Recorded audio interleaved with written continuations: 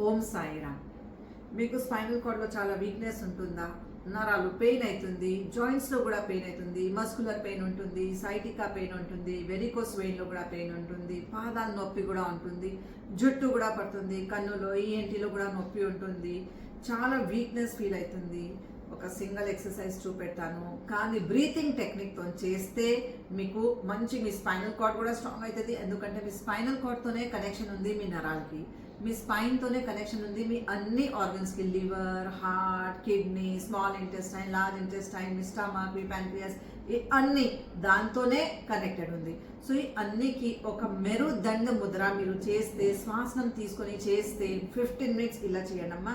ఈ ఒక్క టిప్ ఉంది కదా మన ఫింగర్ టిప్, ఈ దాని బేస్, ఆ ఫింగర్ బేస్ దగ్గర ఇలా ఫోల్డ్ చేసుకోండి రెండు చేయికి, ఇంకా ఇలా క్లోజ్ చేసి తమ్ము స్ట్రేట్ పెట్టుకోవాలి. స్ట్రేట్ పెట్టుకొని జస్ట్ 15 మినిట్స్ ఇలా కూర్చోండి.